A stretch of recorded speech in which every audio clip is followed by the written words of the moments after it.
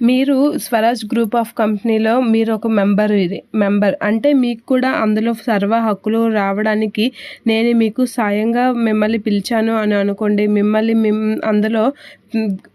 ఒక స్థాయిలో ఉంచడానికే నేను పిలిచాను మిమ్మల్ని అని అంటూ ఉంటుంది. అందుకే మీకు నేను సాయం అది చేయాలనుకుంటున్నాను. మీకు ఖచ్చితంగా సాయం చేసి స్వరాజ్ గ్రూప్‌లో మీదే వన్ ఆఫ్ ద మెంబర్ అయ్యేలా చేస్తాను. మీకే ప్రయారిటీ వచ్చేలా చేస్తాను అని యామిని అయితే అతనికి మాటిస్తూ ఉంటుంది. అతన్ని మ్యానిపులేట్ చేస్తూ ఉంటుంది యామిని. ఇక అలా మ్యానిపులేట్ చేసి కావ్యాన్ని ఎలా అయినా అందులో నుంచి బయటికి నెట్టేలా చేయాలని అనుకుంటూ ఉంటుంది. స్వరాజ్ గ్రూప్‌ని కొలాప్స్ చేయాలని అయితే ప్లాన్స్ చేస్తూ ఉంటుంది. ఇక కావ్య అయితే రాజుతో మాట్లాడి మీరేం మాట్లాడాలనుకుంటున్నారో నాకెలా తెలుస్తుందండి? మీరు చెప్తేనే కదా తెలుస్తుంది. మీరేం చెప్పాలనుకుంటున్నారో ఇప్పుడు ఫోన్‌లో చెప్పేయండి అనైతే అంటూ ఉంటుంది కావ్య. అది ఫోన్‌లో చెప్తే బాగోదండి.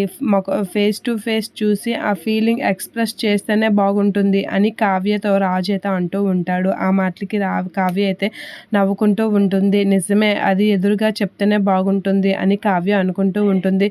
ఒక్కరోజు వెయిట్ చేయండి. అలా ఒక్కరోజు వెయిట్ చేస్తే నేను ఏం చెప్పాలనుకుంటున్నానో అది చెప్తాను అని చెప్పేసి అంటూ ఉంటాడు రాజు.